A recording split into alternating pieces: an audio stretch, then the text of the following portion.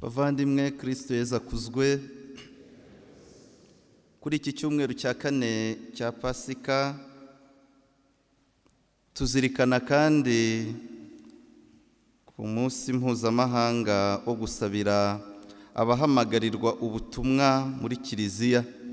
Kuri uyu munsi tukaba tugiye kwizihiza ku nshuro ya 63. Papa rero wacu, mubyeyi wacu, akaba yatugeneye ubutumwa aribwo tugiye kuzirikanaho.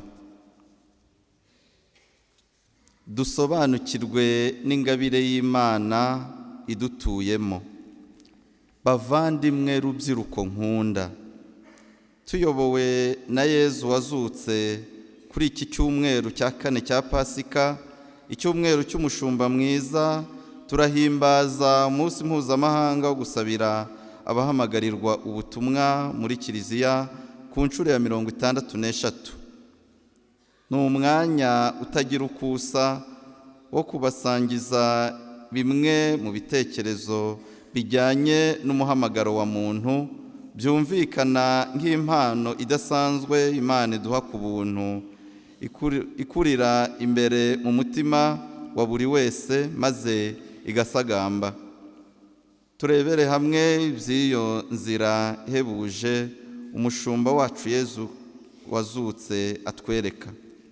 Ingingo ya mbere ni inzira y'ubwiza buhebuje. Mu Ivanjiri ya Yohani, Yezu yibwira abantu ko ari umushumba mwiza. Ibi bisobanuye ko ari umushumba mwiza, umushumba nyakuri, nta makemwa kandi w'intangarugero, kuko yiteguye gutanga ubuzima bwe agirira intama ze, bityo akagaragaza urukundo ruhebuje rw'Imana. Yezu ni umushumba w'indoro iteye ubwuzu. Abamuhanze amaso bakiyemeza no kumukurikira, abahishurira ko ubuzima buzarushaho kubabera bwiza. Kugira ngo bamenye ubwiza bw'ubwo buzima abereka, ntibagomba gukoresha amaso y'umubiri cyangwa ibindi bigaragara inyuma gusa, kuko bidahagije. Ahubwo bagomba kumurangamira kandi bakamuzirikana mu mutima wabo.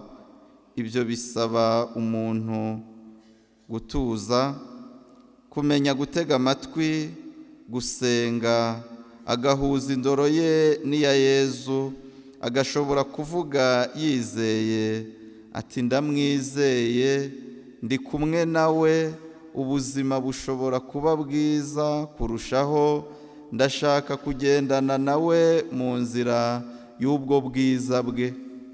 Gishimishije kurushaho muri ibyo ni uko iyo tubaye intumwa ze atuma duhinduka, tukabengerana ubwiza bwe, bukaduhindura ukundi, tukaba beza nka we. Nk'uko umuhanga mu bya teolojiya Pavel yabyanditse, kumenyereza roho n'umubiri byacu inzira igana ubutagatifu, umusobanukiwe n'ubwiza buhebuje buturuka ku rumuri rw'Imana, rukatuyobora tuva mu nzira y'umwijima. Mutagatifu Agusitini nibwo yamenye Imana ituye muri we, bivuze ko yasobanukiwe kandi agira n'umwanya wo guha uburemere agaciro ko kwita ku bukungahare bw'ubuzima bwa roho, aho ahurira na Yezu by'ukuri, ari naho umuntu amenyera ubugwaneza n'ubwiza bw'Imana mu buzima bwe bwite. Uwo mushyikirano na Yezu ushingira kandi ugakomezwa n'isengesho no kumenya guceceka, ugutuza ugatega amatwi. Iyo ubyimenyereje biguha ubushobozi bwo kwakira ingabire y'umuhamagaro no kumenya uko uyibamo. Twibuke ko iyo ngabire atari agahata Imana idushyiraho cyangwa se inzira yaharuwe mbere ngo buri wese ayinyuremo by'amaburakindi, ahubwo ni umugambi w'urukundo n'ihirwe Imana ihamagarira muntu. Kumenya kwita ku buzima bwa roho zacu nicyo kintu cy'ingenzi kandi cyihutirwa tugomba guheraho mu ikenurabushyo rigamije gufasha buri wese kumenya umuhamagaro we ndetse no mu nshingano zacu zo kwamamaza ivanjiri ku buryo bunoze.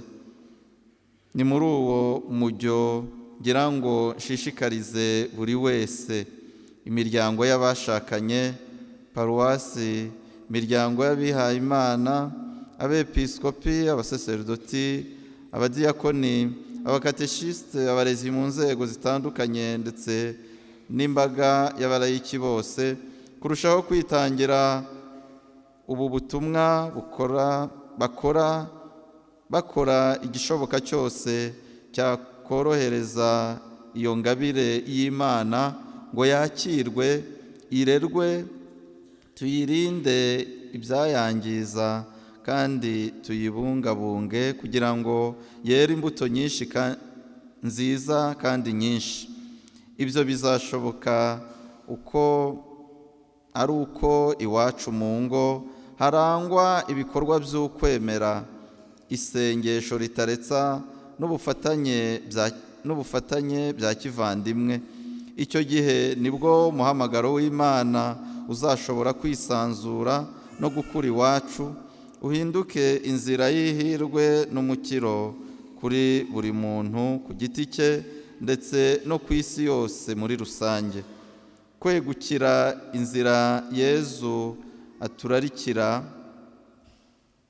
nk'umushumba mwiza bisaba buri wese kubanza kwimenya ubwe kurushaho ndetse no kumenya bya hafi Imana yamutoye. Ingingo ya kabiri, kumenya Imana no kumva ijwi ryayo.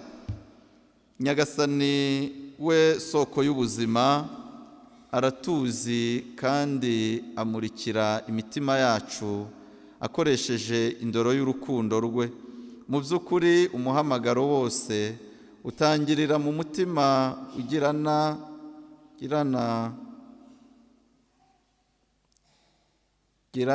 umubano n'Imana rukundo. Imana iratuzi bihagije ku buryo izi n'umusatsi uri ku mutwe wacu. Yateguriye buri wese inzira y'ubutagatifu n'icyo azakora. Nk'uko ituzi natwe iturarikira kuyimenya binyuze mu isengesho, mu kumva ijambo ryayo, mu guhabwa amasakaramentu, mu kwinjira mu buzima bwa Kiliziya no kwitangira abavandimwe bacu. Nk'uko umwana Samweli mu buryo butunguranye yumvise muri we ijwi ry'Imana rimuhamagara, akihatira kurimenya afashijwe na Heli, niko natwe duhamagarirwa kwimenyereza umutuzo mu mutima wacu kugira ngo dushobore kumenya icyo Imana iduhishurira mu mutima wayo kiduhesha umukiro. Ubwo bumenyi si bwa bundi bw'ubwenge buhambaye butagaragara cyangwa bwa gihanga, ahubwo ni ukumva ko wowe ubwawe wahuye n'Imana mukagirana umubano ukaba umuntu mushya. Imana idutuyemo kuko umuhamagaro ari cya kiganiro kitaretsa tugirana n'Imana iduhamagara mu mutima wacu.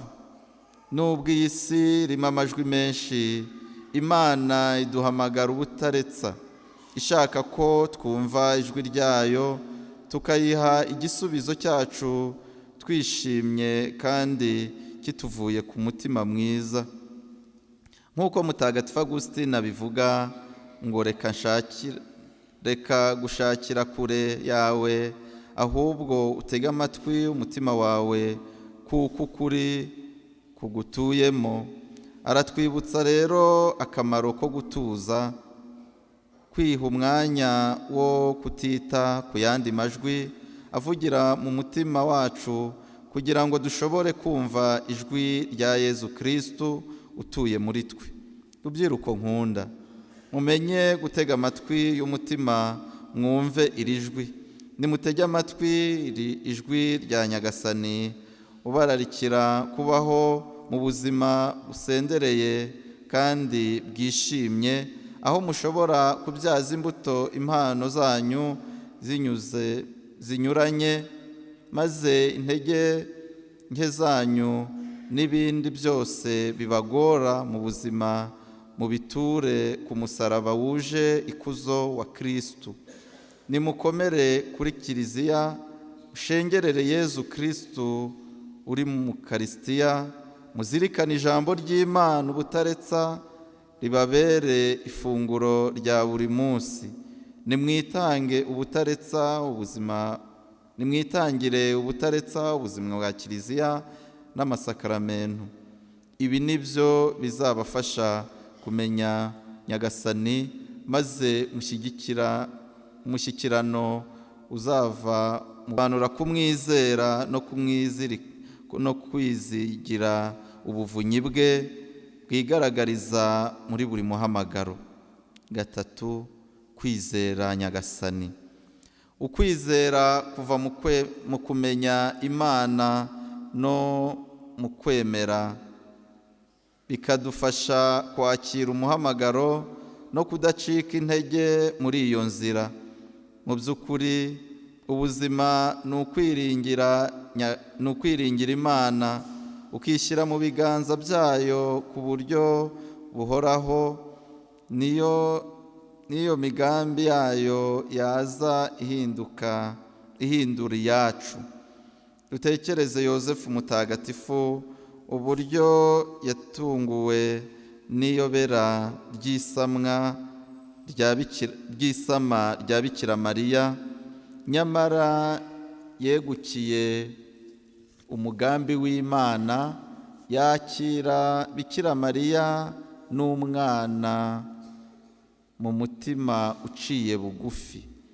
Yosefu w'i Nazareti ni ikimenyetso nyakuri mu kwegukira umugambi w'Imana mu bihe bigoye byugarijwe n'icuraburindi, cyangwa mu gihe ubona ibintu bitagenda neza biganisha mu cyerekezo gitandukanye n'icyo watekerezaga. Icyo gihe umuntu yizera Imana kandi ntiyisubireho kubera ubwiza bwe n'ubudahemuka afitiye Nyagasani. Mu bihe by'ubuzima bwe, Yosefu yaranzwe n'ijambo fiat, nihakorwe gushaka kw'Imana, kimwe na Bikira Mariya igihe marayika w'Imana aje kumusura amubwira ko azabyara umwana w'Imana, cyangwa igihe Yezu yari i Getsemani. Nk'uko twabyigishijwe mu gihe cya yubile y'amizero yacu, birakwiye kwikomezamo ukwemera kutageruka kandi kudahindagurika mu migambi y'Imana, tudacika intege, dutsinda ubwoba, tudashidikanya ko Yezu wazutse ari we mugenga w'amateka y'isi n'aya buri muntu. Ntadutererana iyo tugeze mu bihe by'icuraburindi, ahubwo yihutira kweyura ibitujyana mu mwijima akoresheje urumuri rwe, abigirishije urumuri n'imbaraga za Roho we, haba mu bigeragezo cyangwa mu bihe by'amage. Umuhamagaro wacu wigaragaza mu buryo buhamye, ukagira bwa bwiza bubengerana bw'uwaduhamagaye, bwubakiye ku budahemuka n'ukwizera, tutitaye ku bikomere n'ibisitaza. Gukura mu muhamagaro. Mu by'ukuri umuhamagaro si intego idahinduka, ni urugendo rw'intambwe ziganisha mu buzima bwisumbuyeho, bishingiye ku mubano wihariye na Nyagasani, wigaragaza ku buryo bwinshi, harimo kugumana na Nyagasani, kureka Roho wa Nyagasani agakorera mu mutima wacu, akanacengeza imibereho y'ubuzima bwacu, akanacengera imibereho y'ubuzima bwacu, byose akabihuza n'urumuri rw'ingabire wahawe, ari byo bisobanura gukura mu muhamagaro.